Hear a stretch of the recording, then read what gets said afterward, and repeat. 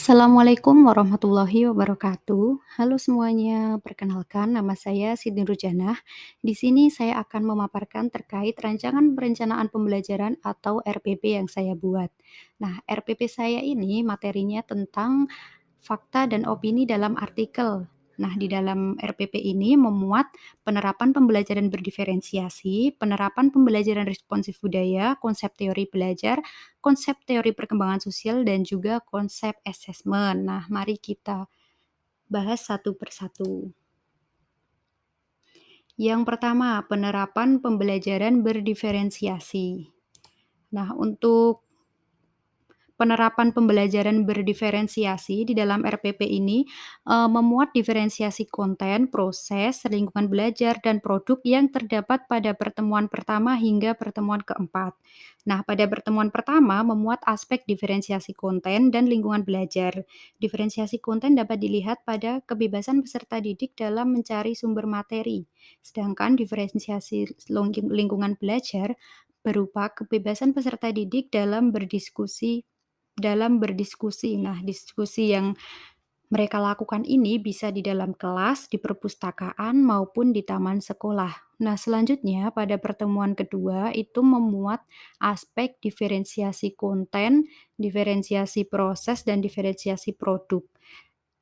Pada diferensiasi konten, peserta didik dibebaskan mencari sumber belajar berupa audio, video, maupun teks.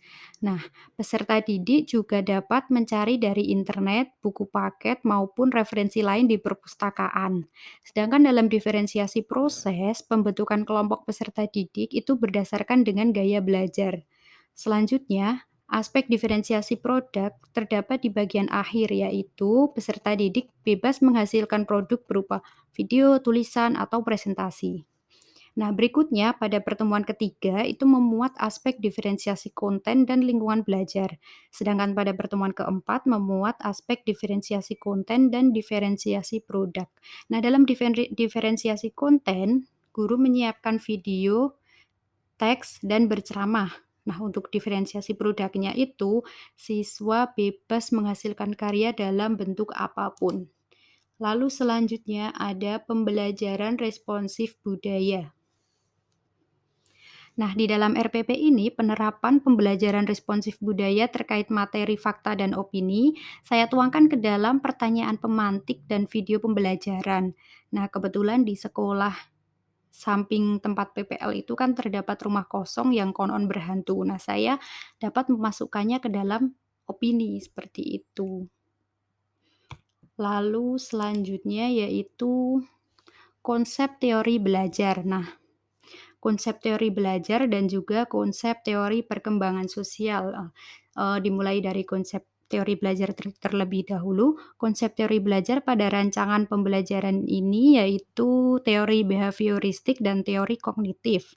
Nah, teori ini terpusat antara interaksi stimulus dan respon. Stimulus dalam RPP ini berupa penyampaian yang diberikan oleh guru pada setiap pertemuan yang berupa pertanyaan pemantik. Sedangkan bagi peserta didik, kegiatan belajar mengajar menekankan aktivitas mimetik seperti yang dipresentasikan, mohon maaf, seperti mempresentasikan hasil pengetahuan yang telah didiskusikan dan mengerjakan kuis pada aplikasi Kahoot. Selain itu, teori belajar kognitif juga terdapat di dalam RPP ini. Hal tersebut dibuktikan dengan lebih menekankan pada pentingnya proses belajar daripada hasil belajarnya. Hal itu terlihat bahwa guru memberikan stimulus agar peserta didik aktif dalam kegiatan pembelajaran. Nah, selain teori belajar behavioristik, RPP ini memuat juga teori belajar konstruktivisme. Hal tersebut dapat dilihat pada proses pembelajaran, di mana guru tidak hanya mentransfer pengetahuan yang dimiliki, namun peserta didik membentuk pengetahuannya sendiri dengan meminta mereka mencari materi atau sumber pengetahuan baik dari buku maupun dari internet. Seperti itu. Nah, untuk konsep perkembangan sosialnya dalam RPP ini, saya mengambil teori perkembangan sosial dari Piaget dan juga Erikson. Nah, pada teori perkembangan Piaget, anak usia SMA itu memasuki tahap operasional formal, tepatnya yaitu pada usia 12 tahun ke atas. Pada usia itu, mereka memikirkan berbagai macam hal dengan cara yang sistematis, mempertimbangkan kemungkinan, dan menghasilkan teori. Nah, tahapan ini dikenal sebagai penalaran hipotesis edukatif yang mana merupakan bagian dari tahap operasional formal. Nah, seseorang yang memiliki keterampilan ini bisa membayangkan berbagai macam solusi dan hasil potensial dalam situasi tertentu. Contoh contoh aplikasi teori ini yaitu peserta didik mampu berdiskusi dan memecahkan masalah. Selanjutnya, pada teori Erikson, peserta didik usia SMA sedang berada di rentang, eee, identity versus role confusion atau identitas versus kebingungan identitas. Pada masa ini, siswa SMA sedang gencar menentukan jati diri. Nah, di dalam RPP ini, adanya pembelajaran berdiferensiasi memberikan kebebasan bagi peserta didik untuk menentukan pilihan sesuai dengan minat dan kemampuan mereka. Lalu selanjutnya yaitu konsep assessment digunakan sebagai bentuk evaluasi baik guru maupun peserta didik. Nah, asesmen ini tidak hanya dilakukan pada akhir kegiatan pembelajaran saja, namun juga saat kegiatan pembelajaran berlangsung. Nah, berikut akan saya paparkan terkait RPP yang sudah saya buat.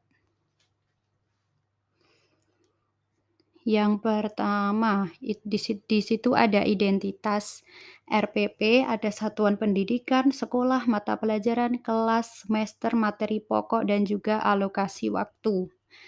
Lalu selanjutnya ada KI, KD, dan IPK.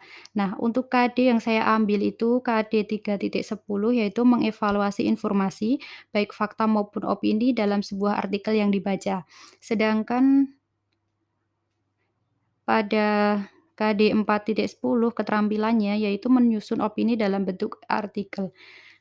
Di situ juga ada IPK tidak 3.10 mengidentifikasi fakta dan opini dari sebuah artikel yang dibaca, mengidentifikasi kaidah kebahasaan dalam artikel, memahami prosedur penyusunan sebuah opini. Nah, IPK dari KD 4.10 yaitu siswa mampu menulis opini dalam bentuk artikel dengan memperhatikan unsur-unsur artikel. Lalu selanjutnya siswa dapat mempresentasikan, menanggapi, dan merevisi fakta dan opini, unsur kebahasaan, dan hasil penyusunan opini dalam bentuk artikel. Seperti itu. Lalu selanjutnya ada tujuan pembelajaran. Nah, tujuan pembelajaran di dalam RPP itu harus sesuai dengan pola ABCD. Yang pertama tujuan pembelajaran kali ini yaitu setelah berdiskusi, peserta didik mampu memahami pengertian, jenis, ciri-ciri fakta, dan ciri-ciri opini dengan rinci. Lalu yang kedua, setelah membaca sebuah artikel, peserta didik mampu mengidentifikasi fakta dan opini berdasarkan ciri-cirinya dengan alasan yang tepat. Yang ketiga, setelah berdiskusi, peserta didik mampu mengidentifikasi ketiga kaidah kebahasaan dalam teks artikel dengan penggunaan yang tepat. Lalu yang keempat, setelah memirsa video, peserta didik mampu menyusun teks artikel berdasarkan teori dan kaidah kebahasaan dalam artikel yang dengan baik. Lalu yang terakhir, setelah mempresentasikan, peserta didik dapat menanggapi dan merevisi artikel yang telah dibuat sesuai dengan kaidah kebahasaan yang tepat. Lalu selanjutnya ada materi pembelajaran, di sana memuat fakta, konsep, prosedur, dan juga prinsip. Faktanya yaitu sesuai dengan materi di dalam RPP, yaitu fakta dan opini di dalam artikel. Lalu selanjutnya ada pendekatan, metode, dan model pembelajaran. Nah, pendekatan yang saya gunakan kali ini yaitu pendekatan saintifik dengan metode diskusi kelompok, tanya jawab, dan juga problem solving, sedangkan model pembelajarannya yaitu PBL. Selanjutnya, media pembelajaran yang saya gunakan berupa buku pendamping, LKPD, dan juga alat berupa LCD, laptop, kertas papan tulis spidol, dan juga audio visual gerak atau video. Selanjutnya sumber belajar itu ada dari buku Kemendikbud Kurikulum 13 dan juga ada KBBI, EYD dan juga video pembelajaran. Nah, sekarang langsung saja di kegiatan inti pada pertemuan pertama, terdapat kegiatan awal, kegiatan inti, dan juga penutup. Nah, untuk kegiatan awalnya, peserta didik, merespon salam, lalu guru melakukan presensi, setelah itu ice breaking, dan juga merespon pertanyaan dari guru terkait materi pada pertemuan sebelumnya. Lalu peserta didik menyimak kompetensi dan tujuan pembelajaran dalam kehidupan sehari-hari. Peserta didik menerima informasi tentang hal-hal yang akan dipelajari, metode, media, langkah, dan penilaiannya. Nah, terus ada juga pertanyaan pemantik dari guru. Nah, karena ini adalah materinya fakta dan juga opini, maka, saya memberikan pertanyaan pemantik tidak langsung dengan bertanya apa itu opini ataupun apa itu fakta, tapi, dengan cara bertanya. Misalnya, "Menurut kamu salah satu teman itu cantik tidak?" Seperti itu. Lalu dengan memanfaatkan tadi yang sudah saya paparkan di awal terkait penerapan pembelajaran responsif budaya, dengan memanfaatkan apa yang ada di lingkungan sekitar sekolah. Nah, misalnya dengan pertanyaan, "Di sebelah sekolah kita ada rumah kosong, katanya kalau rumah kosong itu berhantu." Nah, kalian pasti pernah kan dengar cerita mistis terkait rumah tersebut? Nah, itu kalian percaya nggak? Seperti itu. Jadi, itu merupakan contoh dari opini, seperti itu. Lalu selanjutnya yaitu kegiatan inti. Nah, untuk kegiatan inti memuat inti stimulation, problem statement, data collection, data processing, verification, dan generalization. Nah, tadi sudah saya paparkan di awal terkait diferensiasi yang ada di RPP ini. Ini pada bagian data collection ini terdapat diferensiasi konten yang mana peserta didik membaca secara kritis terkait artikel, fakta, dan opini dari berbagai sumber. Lalu selanjutnya ada diferensiasi lingkungan belajar. Nah, ini dapat dilihat dari ini, mohon maaf, peserta didik bebas berdiskusi dari manapun dan dimanapun, baik di kelas, perpustakaan, taman sekolah, dan yang lainnya. Namun dalam hal ini, guru masih harus membatasi karena harus memperhitungkan jarak dan waktu juga. Lalu di bagian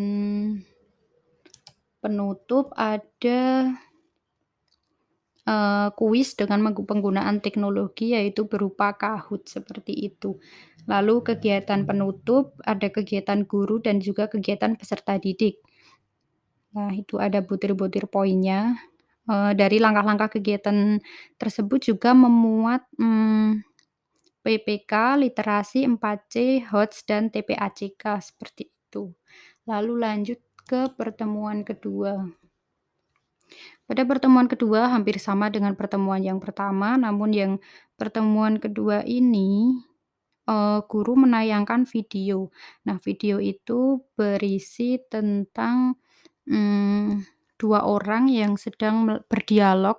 Nah, di dalam isi dialognya itu mengandung fakta dan juga opini.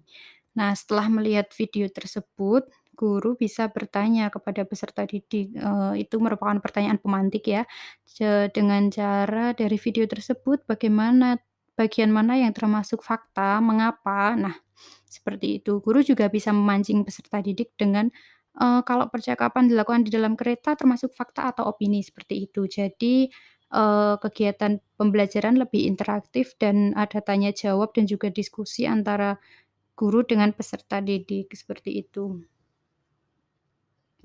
Lalu pada bagian data collection, Peserta didik membaca secara kritis terkait langkah-langkah mengidentifikasi fakta dan opini dari berbagai sumber.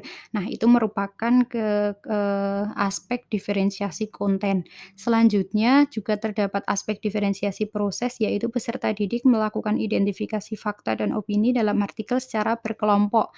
Nah, setiap kelompok beranggotakan 5 anak yang ditentukan berdasarkan gaya belajar peserta didik. Nah, itu termasuk ke dalam aspek diferensiasi proses.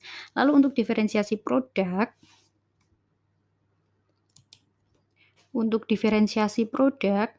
eee, peserta didik bebas menuangkan hasil analisis dalam bentuk apapun, baik video, teks, maupun presentasi. Dan untuk kegiatan penutup, di sana ada kegiatan guru dan juga peserta didik yang, membuat simpulan pembelajaran dan melakukan refleksi pada pembelajaran hari itu, pada pertemuan kedua ya lebih tepatnya.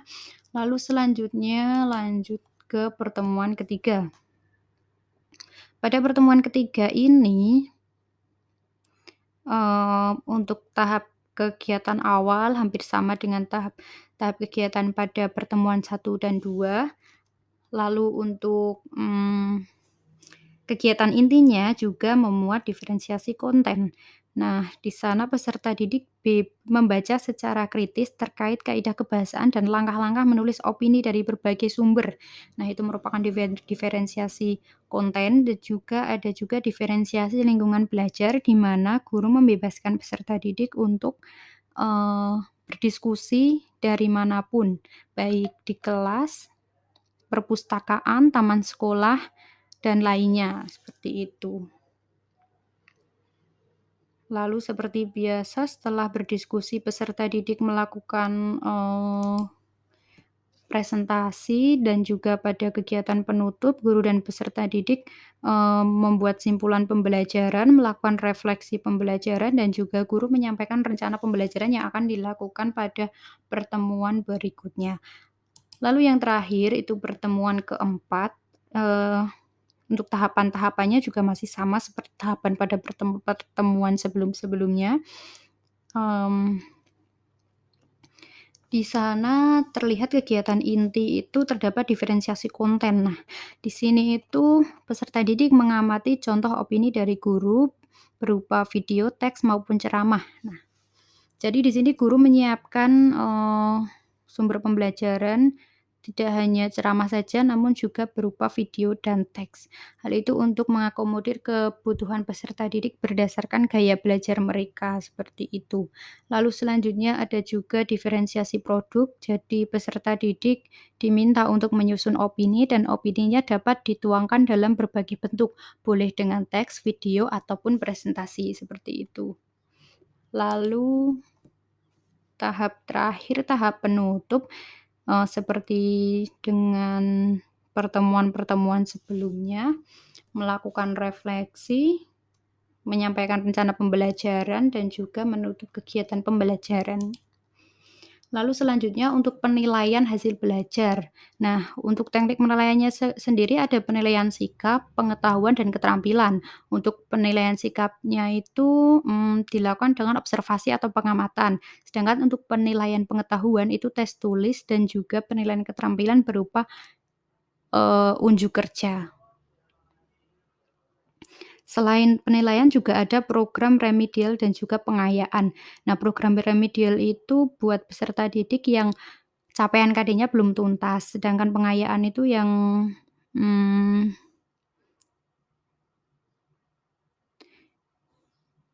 yang sudah tuntas seperti itu ya.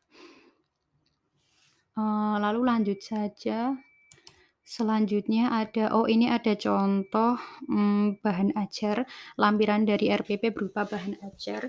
Nah, bahan ajarnya ini berupa materi dari artikel, opini, dan juga fakta, seperti itu. Lalu selanjutnya ada media pembelajaran. Nah, media pembelajaran yang digunakan itu berupa ini, yang pertama ada video yang memuat motivasi atau literasi. Nah, video ini diputar sebelum kegiatan pembelajaran berlangsung. Sedangkan di sampingnya ini ada, PowerPoint seperti itu. Lalu yang ini, terakhir ini ada Kahoot, aplikasi bernama Kahoot. Kahoot ini digunakan sebagai kuis untuk peserta didik, seperti itu. Lalu ini masih media pembelajaran, ada, PowerPoint, ada video. Nah, ini video yang diputarkan kepada peserta didik tadi terkait fakta dan opini. Seperti itu, dan ini di gambar terakhir, gambar ketiga ini ada, contoh opini yang dibuat menjadi video, seperti itu. Lalu selanjutnya ada contoh LKPD.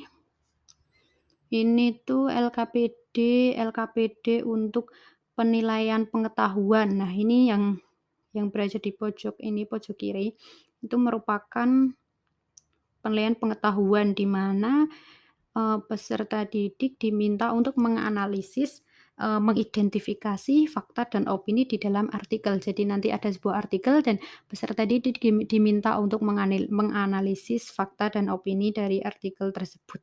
Nah, untuk yang kedua ini ada, mengidentifikasi kaidah kebahasaan dalam artikel. Nah, nanti, eee, disajikan sebuah artikel juga, peserta didik harus mengidentifikasi unsur kebahasaannya secara rinci dan tepat, seperti itu. Nah, untuk yang terakhir, LKPD yang terakhir ini merupakan aspek keterampilan di mana peserta didik diminta untuk membuat opini dengan tema bebas, namun tetap memperhatikan unsur dan kaidah kebahasaannya. Nah, ini juga, mmm membebaskan tema yang dipilih sesuai dengan minat dan keinginan peserta didik, juga termasuk ke dalam diferensiasi produk.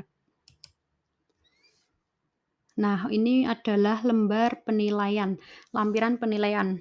Penilaian terdiri dari penilaian sikap, penilaian pengetahuan, dan juga penilaian keterampilan. Nah, ini merupakan contoh penilaian sikap. Dalam penilaian sikap itu yang dinilai berupa, sikap spiritual dan juga sikap sosial. Nah, dalam sikap spiritual itu terdapat ketaatan beribadah, perilaku syukur, sikap berdoa, dan sikap mengikuti kegiatan. Lalu untuk yang penilaian sosial itu terdiri dari sikap peduli, bertanggung jawab, disiplin, dan juga jujur.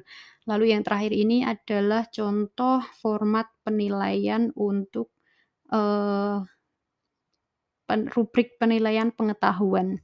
Tadi untuk soalnya yang mengidentifikasi fakta, opini, dan artikel ini rubrik penilaiannya ada di lembar nomor 3. Lalu selanjutnya ini juga ada rubrik penilaian pengetahuan dan yang terakhir adalah rubrik penilaian keterampilan. Ini juga masih rubrik penilaian keterampilan ya ini. Jadi, peserta didik diminta untuk menyusun fakta dan opini dalam artikel, lalu harus sesuai dengan kaidah kebahasaannya, seperti itu. Di sini ada pedoman penskorannya juga dan juga yang terakhir itu ada program remedi dan pengayaan, seperti itu. Oke, sekian, pemaparan terkait RPP fakta dan opini dari saya, mohon maaf apabila ada kesalahan. Wabillahi taufik wal hidayah. Assalamualaikum warahmatullahi wabarakatuh.